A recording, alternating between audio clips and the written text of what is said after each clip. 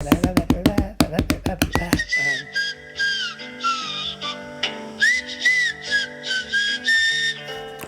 so hello, welcome to the Go Grab That Day podcast. So today, at long last, after many times I promised it, we finally have a guest on. So to introduce this guy, he is a friend of mine. I met through scaffolding out here in New Zealand, but he so happens to be a very big boxing fan, which is exactly what I've needed on the podcast. Me being a big MMA fan and very casual boxing fan, and he's the exact opposite. So yeah, bear with us. First time doing it, so should be a bit of fun anyway. So here is myself and Ian Stanbury talking about a lot of stuff, but mostly boxing and the Paul brothers. So enjoy. Mr. Ian Stanbury, what's happening? No, mate. Enjoying your beautiful country. Yeah. Haven't seen too much sunlight for a few months, but it's growing on me. You better get used to that. I think we're the only two idiots who are heading the wrong direction, going back towards Ireland and England rather than staying in beautiful New Zealand. Yeah, mate. I'm trying to build a boat here so I can row my way back, to be honest. Yeah, there's a few people doing that, I'd say. So anyway, mate. I was telling people you're my unofficial boxing correspondent, because as me and you have spoken when we worked together that I'm clueless when it comes to boxing, and it's a bit like you with the MMA. I don't want to say you're clueless, but you know what I mean?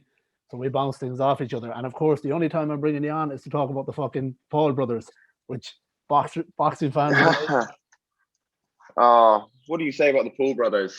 I know, it's kind of, I suppose, to get into the first question, this is the one I wanted to ask you more than anything. Are they good or bad for boxing? I don't think they're good, but they broaden it, I think. I mean, you look at someone like Josh Warrington, who can't even, he's like a world champion, he's just vacated his title, but he can't even sell a pay-per-view. Well, Paul, not to cut across you, but I don't know who he is. Exactly. Yeah, but Jake Paul, but he fought Carl Frampton 2 years ago. Yeah. Boxed his head off.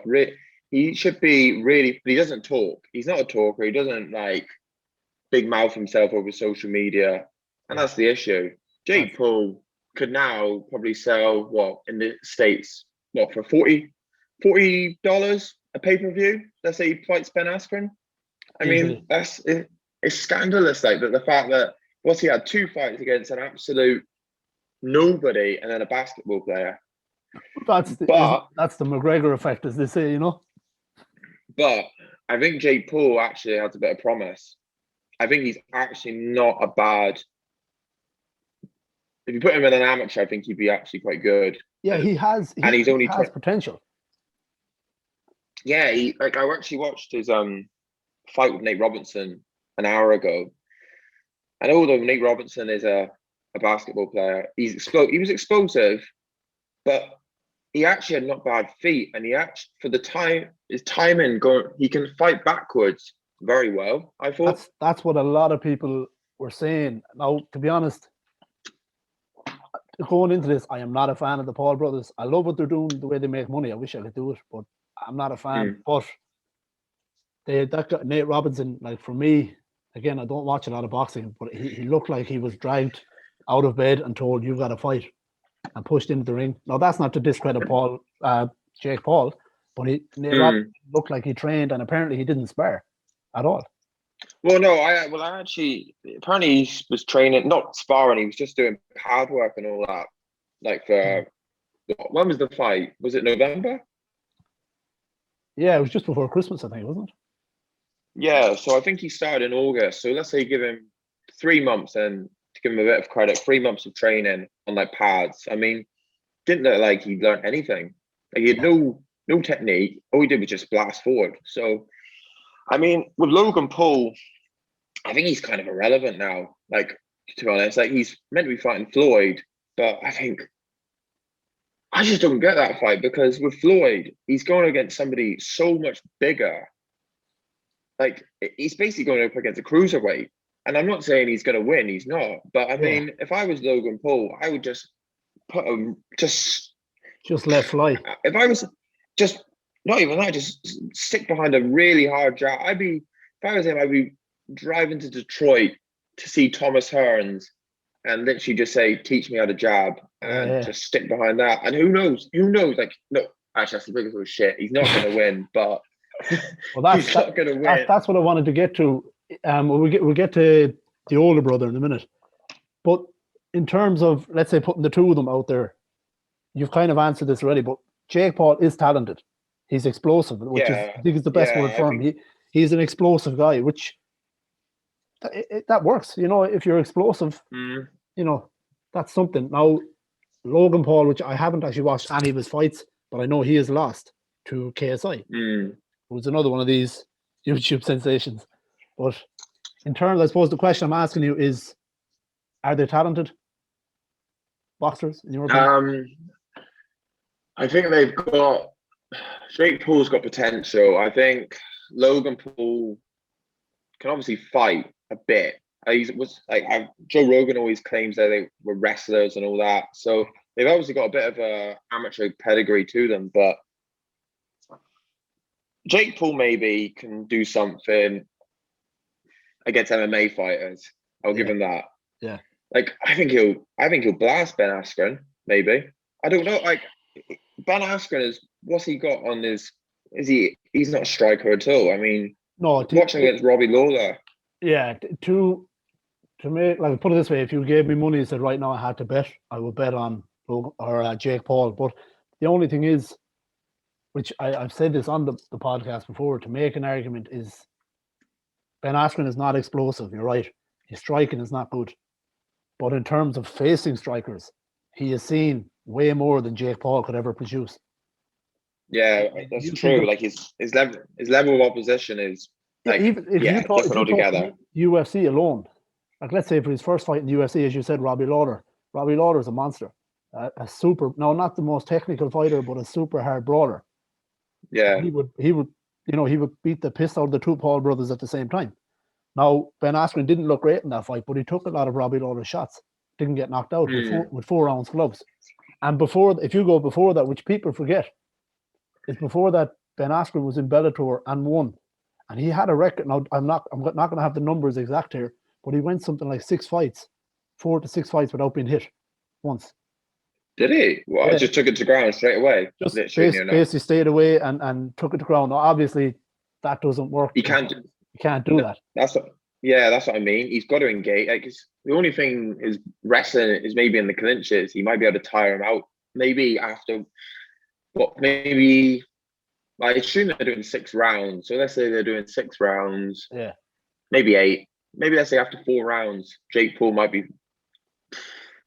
I think you'll just tie him up for the first 3 rounds, and then hopefully that's the only way I see, because you can't. Again, he's in the UFC. He's fought at a way higher level than Jake Paul, but he's not going to, like, especially now that he's finished his career, he's not going to now relearn boxing and relearn how to strike. So his only game plan is exactly what you said, to hang on him and hopefully wear on Jake Paul. But Jake Paul is a fresh young guy. So he's a big boy as well. Yeah, he's not small. And listen, he's still, again, to go against my own argument, the Nate Robinson fight, he still knocked him out.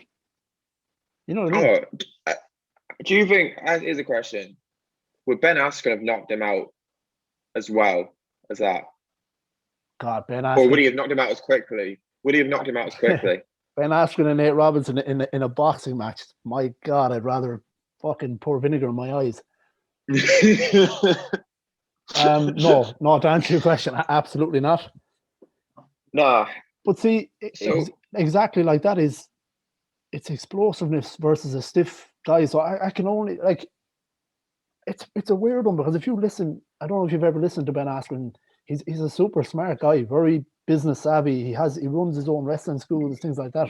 So I can't imagine he's taken this fight for money. He must have a reason. He must have a way of winning. He's too smart not to see an avenue to win. You know what I'm saying?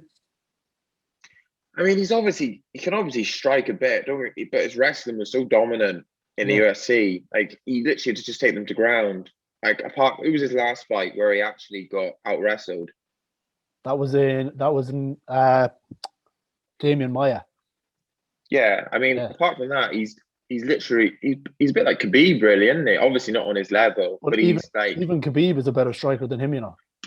And that's saying a lot. Khabib's an I think Khabib's an underrated striker. I thought against Gaethje he was actually I like, totally agree with you. I think Khabib's. yeah, I actually think Khabib's striking, like obviously he's retired now, but I think Khabib's striking was improving as he was going, because people forget yeah. he dropped Conor McGregor too. Oh, that overhand right Yeah, was. I think like even McGregor had to appreciate that. Like that was it was quick, it was hard. Like it was a. But if you wrestle that well, like to what weight level do you reckon he could have out wrestled? Like that's but obviously not maybe like DC, no, but but like I'll tell you, you've DC who's fought at light heavyweight and heavyweight, and then you have Luke Rockhold who fought at middleweight and light heavyweight. yeah, One of those guys that gets real small for his fights. But Luke Rockhold has apparently said that Khabib, he said, and Luke Rockhold he's a striker, but he's known for having a super strong defense when it comes to being on the mm, ground. And he has said that it's unnatural. He said he wrestled with Khabib, and he said it just felt unnatural for a guy that small to do that to him. He said there was something. It was trippy when he wrestled with him. He said he should not be able to do what he does. Like mm, you're talking Luke nah, Rockhold. Luke Rockhold is 3 weight classes heavier than Khabib. You know? yeah, nah. He's just he's just freakishly strong, isn't he? Like he's just a like he doesn't drink, does he? He doesn't abuse himself. He lives in like suburban Russia, like Yeah. hard as fuck. Just Like guys that came from nothing, and you see it in them. yeah, That's why. I mean, coming from a McGregor fan, obviously being Irish, I gotta support him. But after the McGregor fight, that's why Khabib was so pissed, is because they're different guys. They don't do that trash talking shit. no, they You don't. talk shit about them. I mean, they hold it. They keep that, and when they see you, it's on.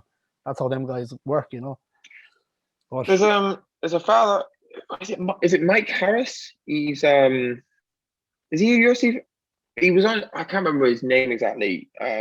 He was on Joe Rogan a good few while ago, and he says just from Khabib's background, just how tough his life is in Russia. He says, I predict, and this was like 2 or 3 years ago. He claimed he'll never be beaten because he's just too mentally strong. Like anything he sees in the ring is nothing compared to what he's seen in life. what So what he did to Justin Gaethje, I think me and you spoke about it. That's when I kind of went, mm, okay, that's the last time I ever doubt him. The last time, and even I never, yeah, like, I mean, you spoke about this, how big a George St. Pierre fan I am, and that fight is supposedly, there's rumors they're trying to do that again, but I'm not even going to pay it any heed because I've heard it so much. I now have my doubts for GSP. yeah, That's yeah. No, the way he could be in the Gaethje fight. We're going way off here, but it doesn't matter. We'll keep going anyway. But the way he put the pressure on Justin Gaethje without any fear, and he was willing to strike with him. Now, Gaethje's leg kicks were hurting him. But yeah, if you listen, anytime you're bored, again, you and I were more striker fans than anything, but the little bit I know about jiu-jitsu is, you're talking minimal. But if you hear DC break down the way Khabib locked up his submission on Justin Gaethje in that fight, it was done in like the perfect uh, synchronicity. It was, move one, move two, move three, and he did it all in this perfect, and super quick, which is insane against a guy who's supposed to be top class wrestler. yeah. He's a class. Yeah, but he's. I honestly thought he might be a kryptonite because he's a class. Like he is a good wrestler or a very good wrestler, and he is he's a class striker, and he is so hard, and like his And that's kicking what's is insane. good, his It's boxing is insane, decent. but it's just, that's why you won't see, in my opinion, you will not see Khabib come back unless it's for the GSP fight. No, So, and I the mean, problem I the think problem with the GSP fight is, they wanted to do that at 155. GSP thinks it's too low, and then maybe they meet somewhere in between at a catch weight. But I don't know, will the UFC do a catch weight? That's the issue with it. yeah, but that's a special fight. I would just say let them do what they want. Khabib's like he always looks. I mean, when he fought Gaethje, he looked fucked when he on the weigh-in, didn't they? Like, why don't they Yeah, just like agree on a weight? Like, they seem like decent blokes. I mean, I'm sure they'll literally do something that will favor both of them in a way. yeah. Well, So, I mean, the fear with the UFC, I know, was like, the last time GSP made his return was against Mike Bisping for the middleweight title. yeah, GSP won yeah, it, and then he was like, "I'm out of here, thank you." So Yeah, I know. the belt went vacant. But now, if he comes back, like if Khabib is willing to say, no, listen, vacate the belt, but I want GSP for whatever you want to call it, just a legendary fight or whatever, the UFC will probably make it, but you just don't know. Well, like they make up a belt for Masvidal and Diaz. Surely they Exactly. can make up one for. Yeah, I mean, literally just make this Exactly. big gold belt for them. Like they are the two kings. That's like apart from John Jones, like who. Nah, Jones is there. Like he probably is most naturally gifted, but I mean, He's always got that thing above him. That's the problem, you know. yeah, yeah, yeah. No, So I agree with you. In my like, there's always been the arguments of the Anderson Silvas. Now, I will always argue, in my opinion, GSP is the best, but not that I think it's the, there's no argument for it. But I think Khabib, GSP, and John Jones are your outliers. I think there's nobody in terms of well-roundedness, in terms of the people they've beat, how well they've beaten them. I think the how rest do of you the think guys, Jones will do? you know, How do you think Jones will do it at heavyweight? I think he's going to be a big problem for everybody. I just think Francis Ngannou is got that. There's something about him this time round. Now I could be proven wrong. Like Ngannou is obviously punches like a fucking Mack truck, so he's always got that. But he just looks. I don't know. This time round, it's like he's tuned everything up to where now his cardio is okay, and just that power. It's like the Deontay Wilder power. It's just something that you can Yeah. train your wrestling, you can train everything you want. But if that lands, your night is over. I See, I think if no, go on, carry on. Yeah, sorry, no, I was just going to say that I would still say John Jones, to answer your question, does well at heavyweight. But there's something, I just think Ngannou is a problem for everybody, no matter who you are. Yeah, yeah. I think he'll beat Miocic. I do. I don't know why. I just think he's a structured fighter, Miocic, isn't he? He's good rest. He's good at everything. But I Yeah, think Jones is naturally better. yeah, And I agree. He looks shredded at what's he, about 250 pounds now as well? Like he's gone up in weight. Yeah, and he looks exactly shredded. He looks like he's put on a nice amount of mass there, like so. I mean, I'd like to know what protein shake he's been taking, but I mean, that's the question. Yeah, that's what everyone is wondering. have you seen what Wilder's trainer has said about him in the last day or two? He's No, proper slagged him off. not lately, Honestly, but I've heard of all the stuff Wilder's been saying in the last few months, which is kind of it makes it hard to kind of follow him. yeah, but he actually finally addressed it, and he basically said he just basically slagged. He said he'll never beat Tyson Fury. Always got his one punch. Like, this is coming from his trainer since he was an amateur. Like literally, and he said he can't hit a speed bag after what 12, 14 years as a boxer. And he just hasn't got any. He's just got a lucky punch. So I'd like to see I would like to know what Wilder's going to do. I really would. I don't know who, because he was meant to be fighting Charles Martin. That was the rumor, but apparently he turned it down. So not a clue what he's going to do, to be honest. Yeah, it's such a shame because he is. There's other fighters like in the UFC that have done that. Your Dominic Cruz done it a little bit, like where couldn't accept the loss, and that's what, in my opinion, that's what Wilder is doing. I don't think he really is like that kind of a bullshitter. I just think he's one of these guys who's struggling to take the loss. You've all that hype behind you, and I think he's just grabbing and there needs to be somebody in his camp or in his corner say, listen, man, shut the fuck up, stay off social media, let's train, get back into it. But Yeah. I as a fan, and because he's a good, he's one of these, he's got a cool story behind him, started boxing super late, ended up, I think he won gold in the Olympics or silver or something like that. He medaled anyway. Bronze. Or bronze. Well, yeah. he's still a medal for a guy who, and then to have that insane power, but it's just a shame. Like I, again, only dabbled in some of the excuses I was hearing, but after the third or fourth one, I didn't want to hear any more from. I know his coaches were poisoning him, and just you got to sometimes just take your licks and be done with it. Like that's that's why me as a fan of like Conor McGregor, I like to see a guy who takes the loss and takes it.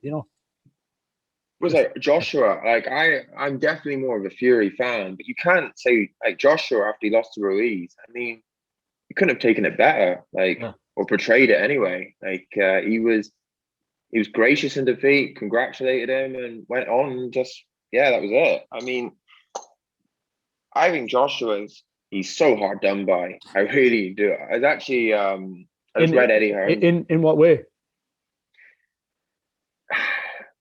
He's so scrutinized, and I think it's partially because of Eddie Hearn. Yeah. I And was just that's what I was actually going to ask you. Why? Because I don't understand. For me, I'm a Joshua fan. I think his characters, you couldn't have a nicer guy, and for me, it doesn't seem like bullshit. It seems like he is just no, he seems because I've watched him on. yeah, he does. He appears on TV shows like the whatever you want to call them, fucking Graham Norton or any of those shows, and he's a fun character for a guy who's an absolute fucking murderer in the ring. But yet people don't like him, which is strange. Yeah, no, I don't think. And people say he's chinny. I don't think he's that shit. Like, I think he got hit by a monster left hook that hit him somewhere, and he just didn't recover. But like, he got knocked down by Klitschko, who had what 61 knockouts. And I thought, like, I watched that fight live. Me and a mate were all watching it, and the sound of that shot was like like a fucking shotgun round going off in the ring. It was unreal. It wasn't even that. Like, he got hit by White, and people said he wobbled him. I watched the fight the other day. I mean, that was an exaggeration. I didn't do anything really. He stopped for a second and like reasserted himself. But other than that one left hook, which White caught him with, he absolutely blitzed him. And then he got hit by Povetkin with the same similar shot, which put White on his ass. So how can you really say he's that chinny? I don't think he's that. Like, yeah, he's not. I think he might actually stay on his feet better than Tyson Fury. But the thing with Fury is he just recovers instantly. Yeah. Like, yeah, like I don't think Josh. Let's say he got hit with that shot that Wilder put Fury down with. He wouldn't have recovered. Like, but Fury's he's a special part. He's a different breed. He really is a different breed. Yeah, Fury is an absolute. He's one of those guys that like what he has is not something, or it's something that you rarely can teach. He has that gift where it's that you have guys who are talented, they're strong, their fitness is unbelievable. Then there's these guys that have that extra bit, like a Khabib, like you were talking about earlier. And Fury, I think, is one of those guys. He has something that it's in him. He was never taught it, Yeah, no, he is a bit like what was it? A couple months ago, Mike Tyson did an interview because they were, it's always the same question: him against Ali in their prime, who'd win? And he said, like, I'd have to be prepared to go 15 rounds because no one's going to knock him out. Because, like, I think that's the same with Fury. I think they're very, very similar people. And it's like if you got to be willing to go, like I'd imagine against Fury, you got to be willing to go 15 rounds with a guy that moves like a fucking flyweight, or whatever your low weight classes are in boxing, like, but moves super well for such a small guy. And then you've got the build up, and Fury's going to be in your face talking shit to you. You got to be prepared for all that. I honestly don't think there's been a bigger shit talk. I hate to admit this. I think he would, if you had him and Ali and I think he might have out-talked him. I really do. I hate to admit that, but he just talks so much shit, but he just gets in your head so bad. Like him against against Klitschko was it was genius. Like it was actual genius. When he showed up in the that was the Batman suit that time, wasn't it? Batman, yeah. It was more their face. It was more their gloves are off interview, basically when they were face to face, and he was all calm, collected, professional, and he basically just worded out exactly how he was going to beat him, and you could just see in Klitschko that he was like, "Fuck, this boy really does have a chance." Because you sense it. I remember you telling me the story. Actually, you were the first person that told me this story, even though I don't know how I haven't heard it because it was everywhere. About the time the two of them were in the sauna. You remember you telling me that? And that's like I said, with guys in the UFC, like even McGregor who talks, you've Colby Covington, but then if you have these guys like that, you used to hear those stories of. I used to love hearing in the old UFC days the stories of guys when they bumped into each other, how it was on. Whereas nowadays they got to be more calm for the papers and stuff, or the media. But that thing with Fury when he got into the sauna and he had to outdo Klitschko, that's real old mentality, old-fashioned mentality. Like you told me as well about was it Ali? You said the only time he used to count his laps that he ran was when he got tired. Yeah, like that's old. You know what I mean? That's old-fashioned mentality that people don't have nowadays. I don't know if you know Charles Oliveira. He's in the lightweight division in the UFC. Beat Tony Ferguson, didn't he? That's the guy. Yeah, he's put together like he's pretty much the next guy to challenge for the title. But supposedly he was offered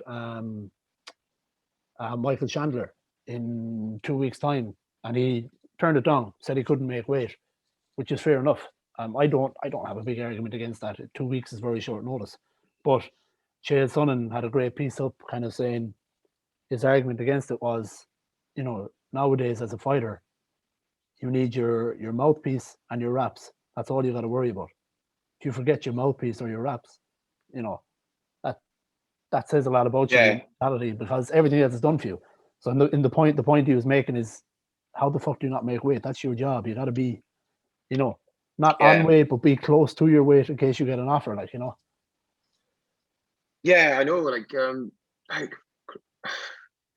I think especially in UFC, you need to take your chances, because it's not exactly well paid when you first start off, is it? Like, it's not a big. So like, if I was in their position, I'd be staying in shape, because they all fight regularly, don't they? Like, they at least 3 times a year, most of them, don't they? Yeah, and like if you're one of the guys, like you mentioned, the guys that are trying to break into that, that fucking ceiling, your Conor McGregor ceiling, but yeah, they got to be ready to go regularly. Now, I would make the argument that I understand Charles Oliveira, because Michael Chandler has come in, he's a new guy, but at the end of the day, he's still got a big name. Maybe coming from another organization, but he's a bad motherfucker, which he showed against Dan Hooker 2 weeks ago, whatever it was. So I can see arguments on both sides, but I also have heard that I think Charles Oliveira has turned down a couple of fights in the last while, so that's not going to help him. But I like, it goes to your point about these, like we're saying about the older fighters back in the day, that were always ready, always had that mentality. Like, if it came to, walking to the front door of their hotel, they had to get there before their opponent. Everything was a battle building up to the fight.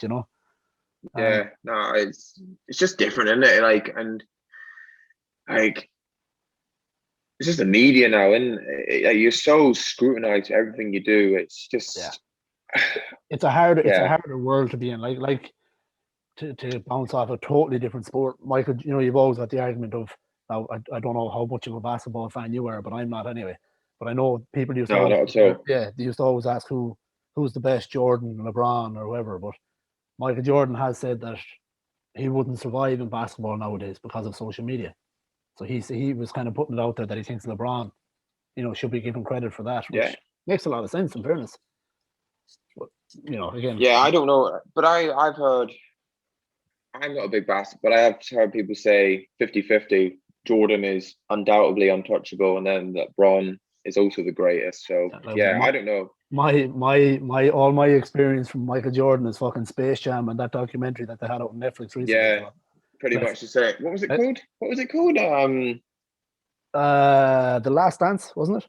That's it. Yeah, it was brilliant though, to be honest. It was wicked. Yeah, I like, again, don't know shit about basketball unless I'm watching a movie or something like that. But his mentality, for me, again, coming from a guy who's not a basketball fan, he was top mentality wise.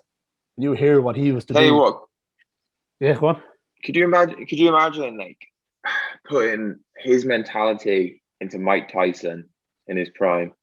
Like, he would have been just unstoppable. But that's the thing.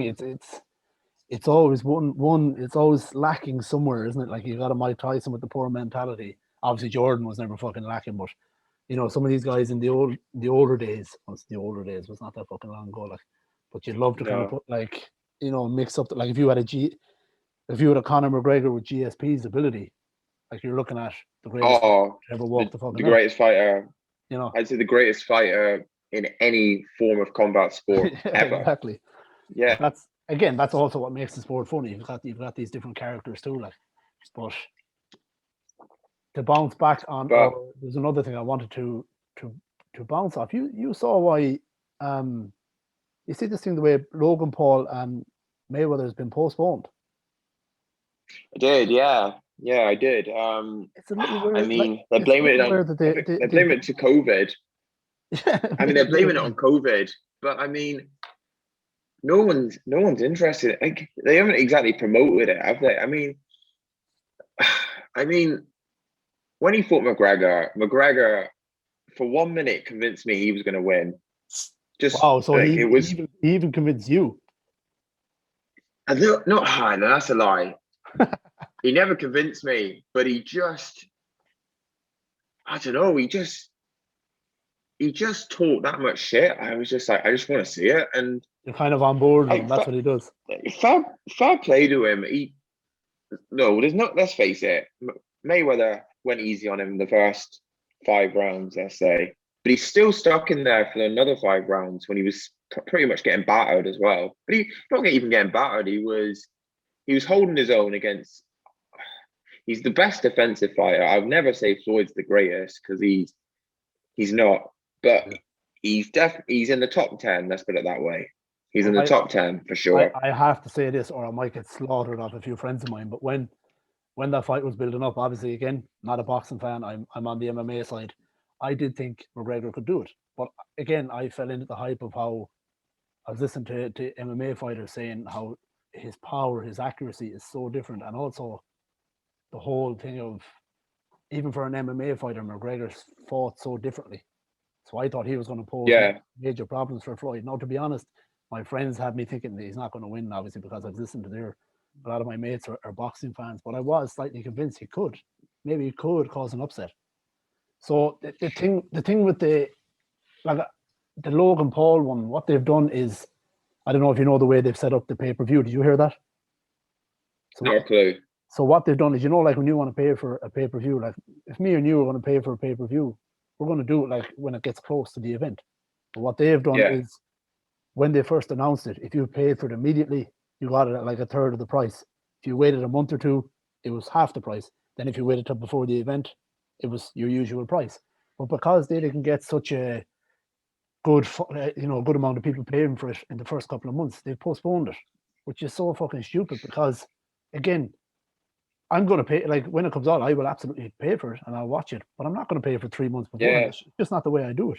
I've never it's not going to sell out or anything like so. Anyway. Yeah. So actually, here was another question I wanted to ask you, because for me, I wasn't sure when I asked myself this question.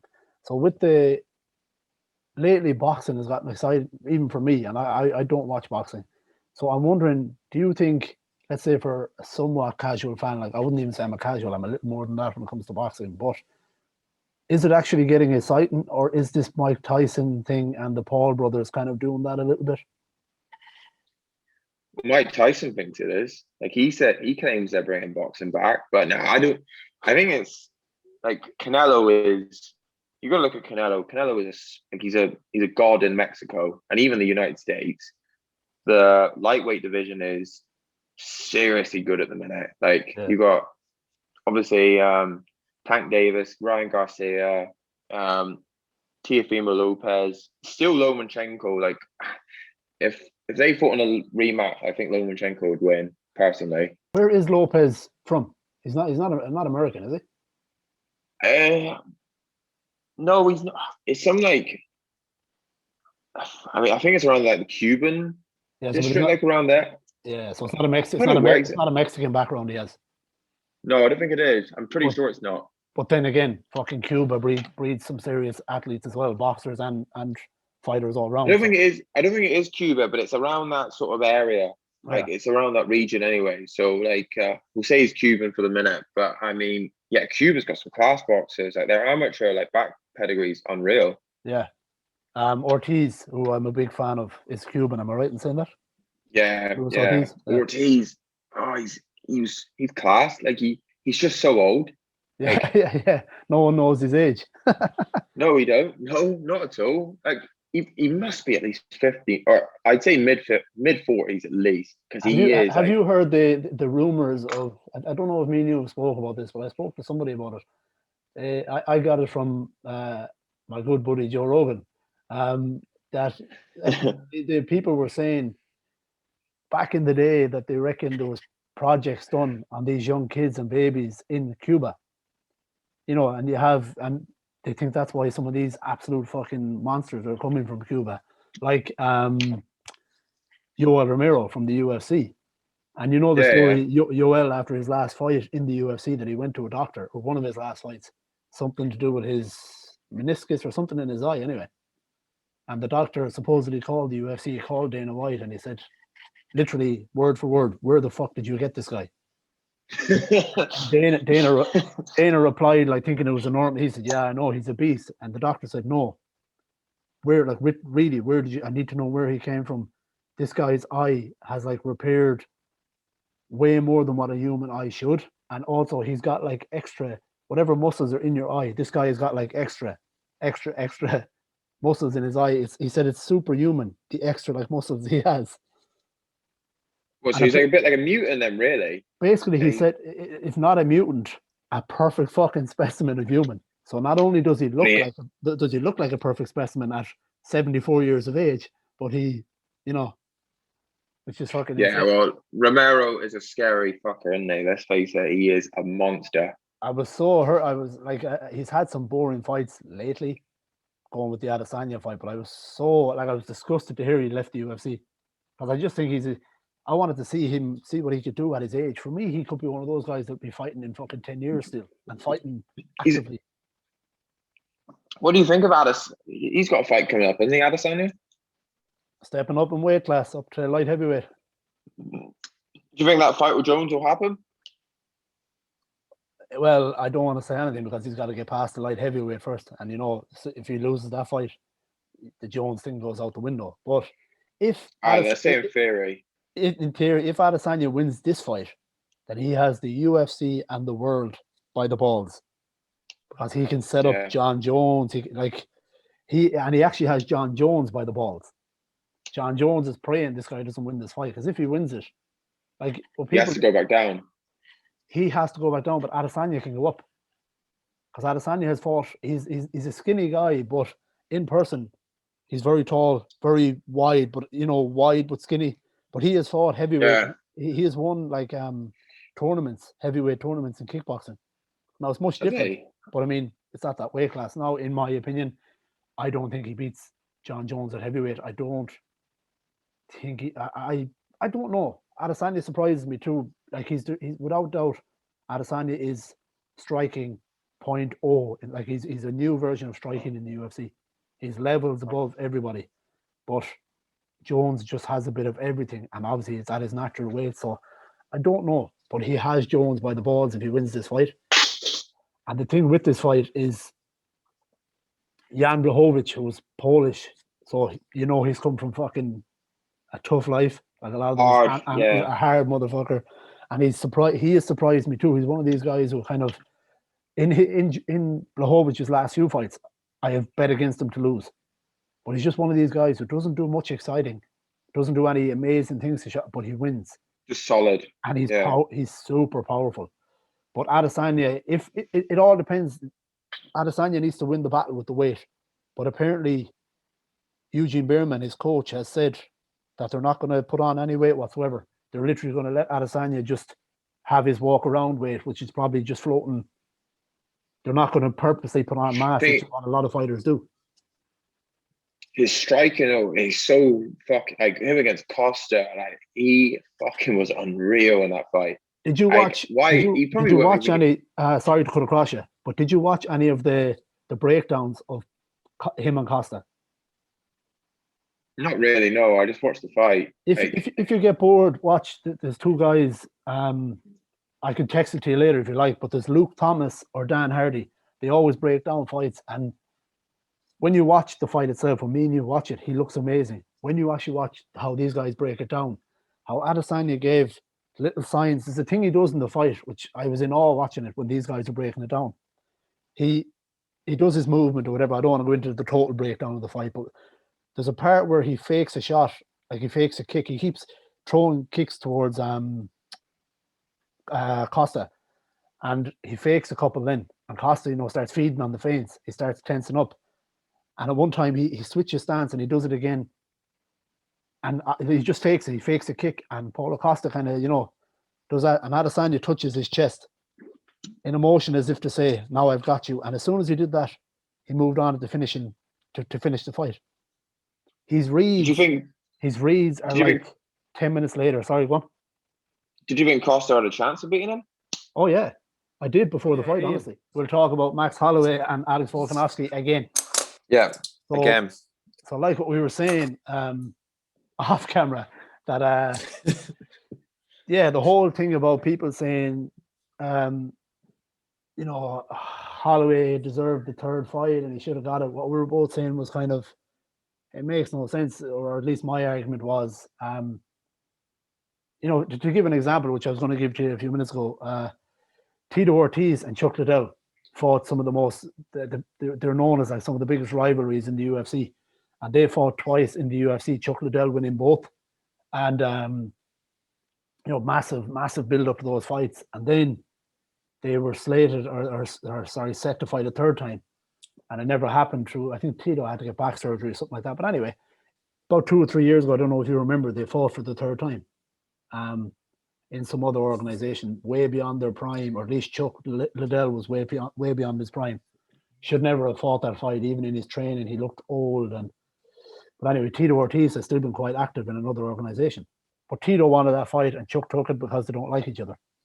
So just like everyone thought, Tito won the fight. Yeah. So Tito was all celebrating afterwards, like, great, I got a win against Chuck. But in the prime, Chuck beat the piss out of him. Yeah. Which is, for me, even as Tito Ortiz, I was kind of saying, obviously you're going to always enjoy a win. But can you really look at that and say, I got one back? You didn't. You beat a man who beat the piss out of you in your prime. It'd be kind of like if, let's say, Tyson and Holyfield do have this third fight as they're talking right now. Exactly. I mean, and let's say Holyfield, like, I would say, because, like, actually, I'm reading a lot, actually. Like, I read Mike Tyson's book as well. And, like, it's no wonder he lost the plot. Like, you honestly, if you've got a few days, if you want to read a book, get Mike Tyson. It is, like, the shit that man did is, like, ridiculous. Yeah. And I'm not surprised he lost the plot, given the lifestyle he had. Like, I've no doubt he would have won one of them. I think he might have lost one of them if he'd. Holyfield, I don't know. Holyfield is just a beast. Like, he's got like the heart on the man. He must have the best resume in boxing history, in my opinion, in heavyweight at least. To compare both, like what you're saying, Holyfield could be to Tyson what Alex Volkanovski, I think, will always be to Max Holloway. Just that person has that little thing you cannot beat. You know what I mean? Yeah. I mean, if you took the Tyson which beat Michael Spinks, I think you would have beaten him, definitely. Like, I think that version that night could have beaten anyone. I don't know, maybe not. Depending on the style, I don't think he beat George Foreman in his prime. Oh. I think George Foreman might have been his kryptonite, purely because he just hit like a truck. Yeah. And he was so strong. He had a chin, like, you could have hit him with a baseball bat and he would not even budge. So, I mean, to be honest, if you gave me the option of a baseball bat and prime Mike Tyson, I think I'd have taken the baseball bat. So easily. But I think that night Tyson would have beaten anyone near enough, maybe other than George Foreman in his prime. So, but I still think Holyfield would have won one of them anyway. Yeah. I really do. So that's exactly, it bounces off exactly what we're talking about in terms of the Holloway and Volkanovski thing. Obviously, what we were talking about a few minutes ago, which didn't fucking record, was how good Max Holloway looked in the last fight. Which, again, outstanding. And to go against my own argument, I believe it all obviously depends on how Volkanovski's next fight goes against Brian Ortega. But in my opinion, Volkanovski wins that, and I think he has no choice. He doesn't want to, but he has no choice but to fight Holloway. There's going to be too much arguments for it. Too many people are going to want it, and he's made too big a statement. Which is fair enough. Now I get it. But Max Holloway would not have got me on his side for this third fight had he not performed the way he did in that last fight. He had to do something like that, which for me, I look at that and I go, wow. Like, you can only sit back and applaud that, because to actually, like, you imagine losing to the same guy twice and then making a gigantic statement to get the third fight. You have to do a lot for that in your prime. You know what I mean? Mm. Which He's is, only young, Holloway, isn't he? He's only, what, 28? he's only 28. 29? 28, Yeah. 29, something like that, and like has decided. You heard about one of the things he said before that last fight, that he has stopped sparring completely. Has he? He has said that he thinks there's no need for him to spar anymore because he knows he has a chin now, so he doesn't need to test that. Like he knows how to, like really, if you think about it, sparring is to mimic a real fight. So you need to feel what it's like to get hit and all that. But if you have a career behind you, which Max Holloway has somewhat of a career, you don't need to know how to get hit anymore. You know what it feels like to get hit. I actually agree. If you're seasoned and not like Holloway, he's still a baby, really, but he's seasoned, isn't he? Like he's been around for. It seems like he's been around for years. Like Holloway feels like there's two guys that give me that feeling. Now, one of them being that bit older, but I mean, Jose Aldo is only in his early 30s, and I feel like he should be 45 or something. You know? Yeah, yeah. And Max Holloway as well. I feel like has been around for years, but you know. Like when did he fight McGregor? Was it 2013, 2014? Well, McGregor won the title from Jose Aldo in 2015, so it would have been within those previous 2 years, yeah. Yeah, I mean, that's 7, 8 years. Talking 7 years ago, like yeah, that's mad. Like and then to be in the sport that long, and then to all of a sudden rise the bar for an entire fucking, forget about the division. He set the bar for, like, everyone is now looking at Holloway going, shit, maybe I shouldn't be sparring. You know what I mean? The thing is, Holloway, is he's quite active. He's not super active, but I think my argument would be is if you're like a McGregor, you need to spar because you don't fight regular enough. Yeah. If you're someone who's not going to spar, then that's fine as long as you do at least your 3 fights a year in the UFC. Then you're the Thais are known for this. In Thailand, they don't spar whatsoever. Everything is literally done at 30%. They touch each other, just literally, real lightly. Their kicks are it's all technical, but they fight probably once a week, Yeah. Well, you can't spar. If you're fighting that regular, you can't spar, Oh, no, definitely not. I mean, it'd be like, they say a rugby player playing 3-4 games of rugby a week. Yeah. Your body would be in tatters. So Exactly. Yeah. But like the word you use is right. It's seasoned. If you have experience behind you, literally, if you're seasoned, the word is the perfect word.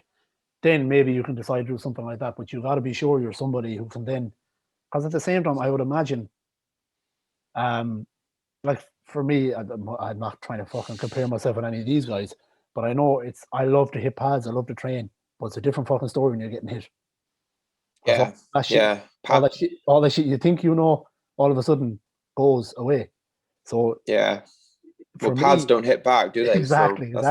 And you look great. You look great hitting pads, and the sound is amazing.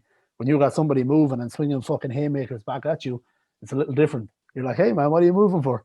That's like not my argument, but these guys, like if you want a lot of these fighters, again, going back to the Paul brothers and these guys, and even McGregor, again, I've always said I'm a McGregor fan. But McGregor, does he really, really want to fight anymore? Now, I do believe he's a very competitive guy. When he's the original, as people like to joke, when he's motivated, Conor McGregor.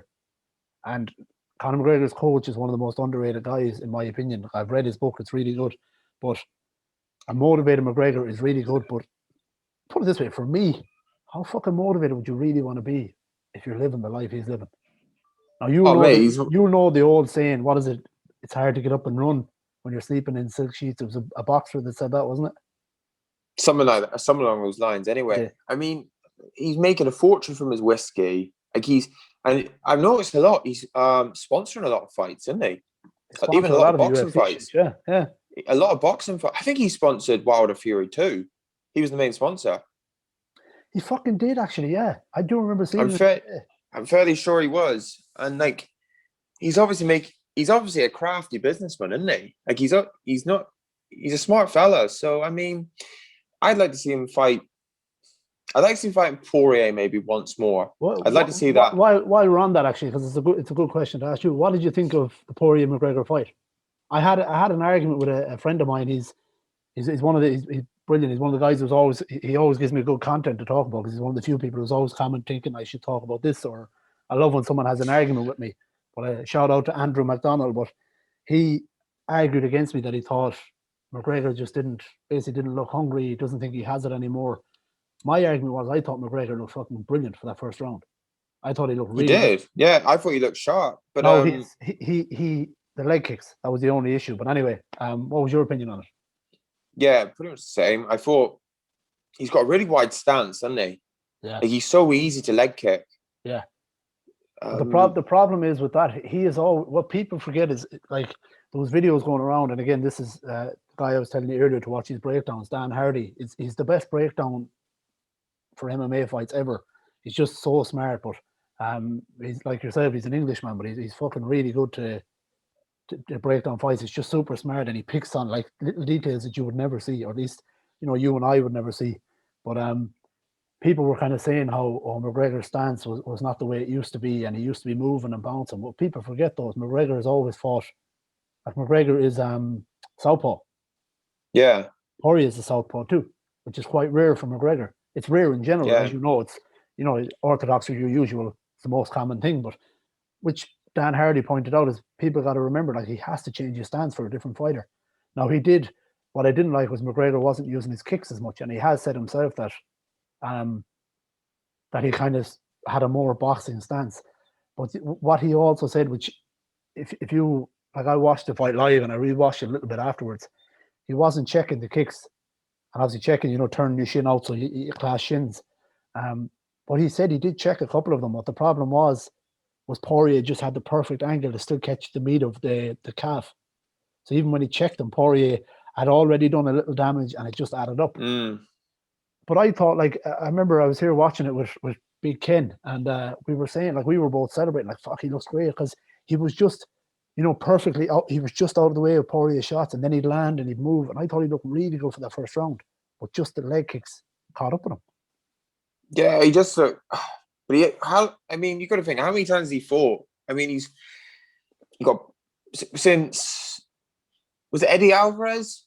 When was, because he's fought Khabib and Cerrone, and that's it, isn't it? That's it since he's. So he got back. You're talking. He got mauled to death against Khabib. He got mauled to death by Khabib, and then he had a 40-second fight. So really, he's had in 5 years he's had nothing really, nothing really. And that's my opinion. Like, again, I think I try my best not to sound biased, but I am not. I am a McGregor fan, but I'm a very open. I'm a fan of a lot. Like, I'm a huge Dustin Poirier fan. I think guys like Dustin Poirier and Max Holloway, I actually think they should be up there with Conor McGregor, because the kind of people they're what, when people watch MMA, you should have guys like Poirier and Holloway.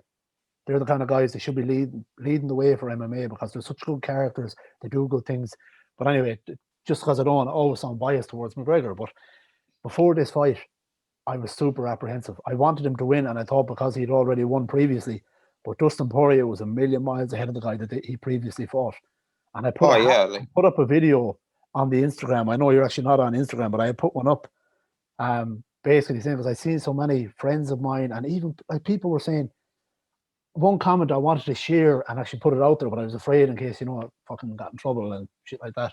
I didn't want to have some guy getting bullied online. But he literally wrote, Poirier does not belong with McGregor. This is a joke. It's a total setup. Something along those lines. And I remember reading that comment going, fucking hell, you're insane.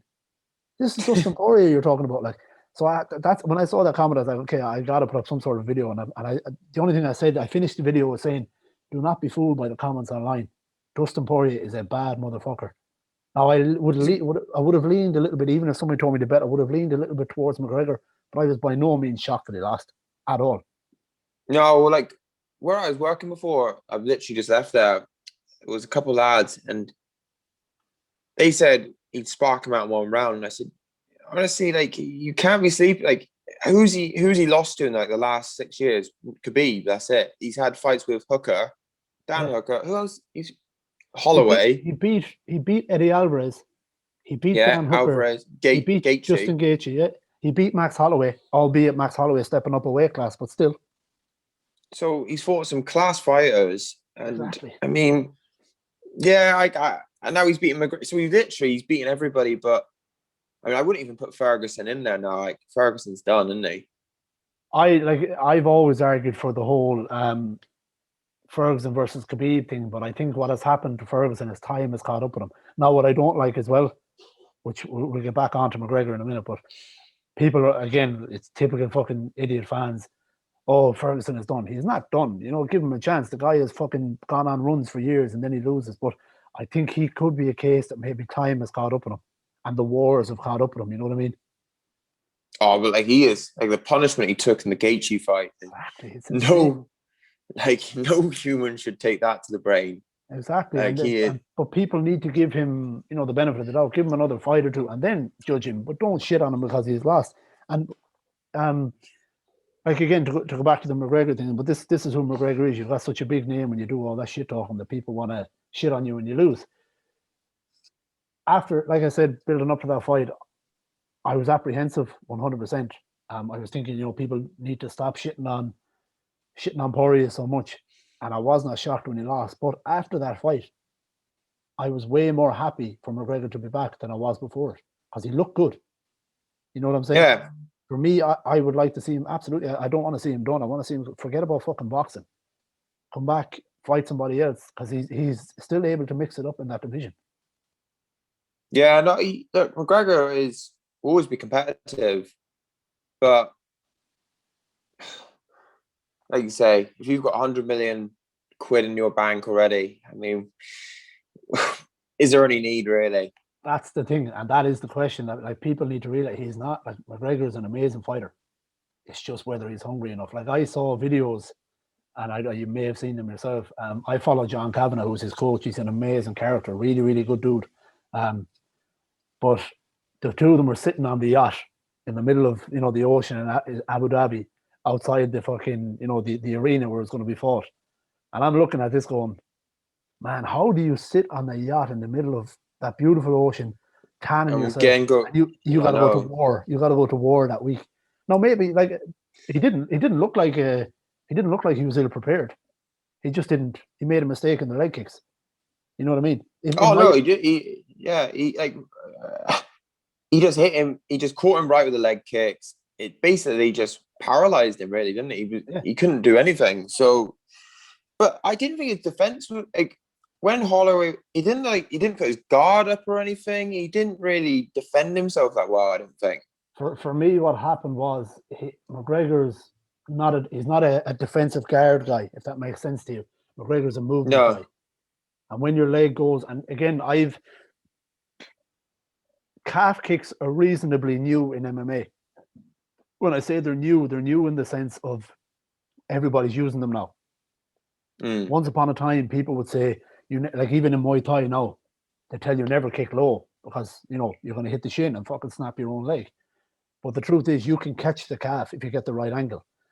But where leg kicks were always known was hitting the thigh. And then a few years back, a guy called Benson Henderson, who fought in Bellator or fought in the UFC, he's now coaching. He was using calf kicks. And people were like, you know, look real weird. People never understood why he was kicking so low. But the thing is, if you imagine when you're trying to kick someone's thigh, it's a lot of meat to hit. And obviously the calf is smaller. But the fact it's smaller means you do damage quicker too. Yeah. You get the right angle kicking the calf. Now, that's not to say McGregor wasn't prepared for the calf kick. But from what I hear, I've never been I've been kicked in the thigh, never in the calf. But I hear that with your thigh, you know, you get kicks, it's hurting, and it builds up. But with your calf, all of a sudden, it's just a switch. Your leg dies to the point where your lower leg completely dies. So when you say defense-wise, which I agree with you in the defense, but it's because I think McGregor's leg just died, and when the movement is not there, and he's not a person who has is used to a guard. Yeah. So that's like you say, but from a southpaw stance, it's so much easier to take out southpaw with leg kicks, isn't it? I mean, the angles, yeah. That's it. And I have no doubt that they were prepared somewhat. I just think it was a better game plan from Poirier's team, like Mike Brown and American Top Team. They were just better prepared. That's all. Yeah, but he had good, like I say, he fought with Hooker. What was it? 4 or 5 months before that. I mean, that was like fight of the year contender. So I mean, he's 5-round fight as well. Yeah, he's had regular competition against good competition. So that's the difference. I mean, that's a massive thing, like, as you know. And Dustin Poirier also is not, you know, sitting on fucking yachts out in the middle of whatever ocean either. Like he's making okay money, but he's not No, making McGregor money, So no. that's But you the wanted thing to for me. come. Sorry. Yeah, like I think. Look, I think he'll fight him again. And if I was him, I don't. I think the Khabib fight's completely out of it now. I agree. I think if he, let's say he fights Poirier again, has the trilogy and beats him, I just retire. If I was him, just avenge that loss, get back on top, and then leave it at that. If I were him, to agree with you, I would do that, and I would go for the Nate Diaz trilogy as well. I would love to see that. Yeah, There's yeah, three. There's actually, I'll argue, three fights. One is risky, but I would say trilogy with Diaz, trilogy with Poirier, and I believe you could get a fight with Masvidal as well, which is a bad yeah. fight for him. But if you imagine the build up to that fight, I think that fight Oh, yeah. I think that could possibly outsell everything. Him and Khabib, I think it McGregor and could possibly yeah, outsell him and Khabib. Now it depends. Obviously, McGregor is now new guy. He's Mr. Nice Guy now, which I quite like, but it's a different form of McGregor. But if you get a Masvidal who's talking shit to him, McGregor's not going to sit there being all nice. Oh, is he fuck? You're going to get the old McGregor. I You're going to mean, get. we was speaking of work. Like you got McGregor, the shit he was saying to Khabib, calling him a mad backwards cunt, and then he's just being polite as anything to Poirier. So Like so weird, man. it's such a contrast. It's unreal. But the thing with But what I do like about it is there's fighters in the UFC that force the shit talk, and I hate it. And you see it in boxing too. I hate when someone forces. yeah, So that's what I like about this is you see, even though he shit talks, he doesn't force it. It's when it's there, when he's got something to shit talk about. Like for me, the build up is great, but also you can get two fighters who are amazing. Like again, to give an example, Volkanovski and Holloway for me, they're not going to shit talk, not much. Holloway maybe a little bit. That's not the best example because they're not too well known. Well, actually, here's an example. You got your GSP and your fucking Khabib. If that was to ever happen, yeah. you're not going to get shit talk out of them. Oh, no way. But what I love to see is, when you get a fight where there's been zero shit talk, nothing but respect, but the face off, you just see fire in their eyes. You know what I'm saying? Oh, there's no need for it. Like, I mean, let's say GSP and Khabib does happen. Like, that will surely sell out. That has to be the biggest selling UFC fight ever. So, what do you think? How do you think Clarissa Shields will do then in UFC if she goes? Which I don't think she should go yet. She should have one more fight. She's apparently taken, but is she? I don't know contract wise. Is she still under a boxing contract?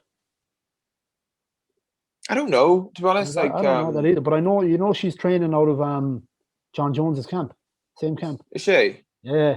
See, there's one more boxing match, which I think she has to have, and I think she might lose, to be honest. It's against Savannah Marshall. Okay. So she is trained by Tyson Fury's uncle, Peter Fury, and he trained Tyson when he beat Klitschko. Oh, okay. And she beat Clarissa Shields in the amateurs. So yeah, she's fought. Depending on her background, she was beat Clarissa Shields in the amateurs, and like our trainer Peter Fury is.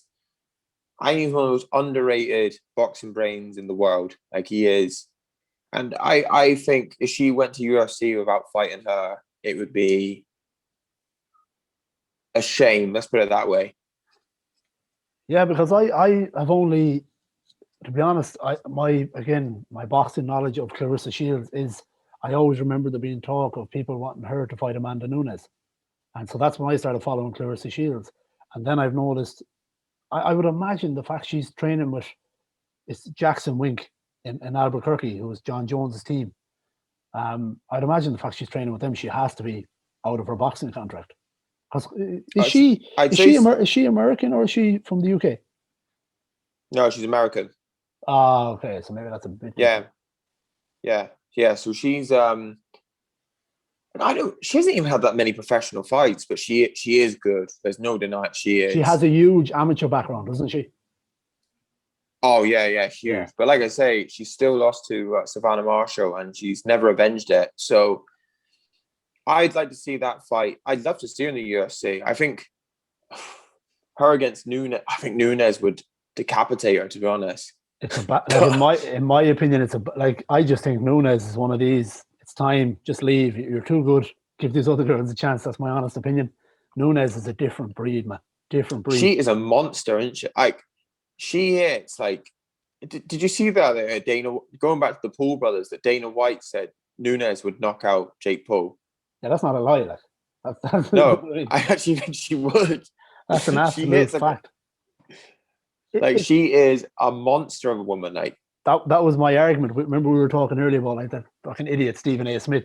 That was one of my arguments on my rant on the page. Was like that if you like really think that women shouldn't belong, go and watch Amanda Nunes.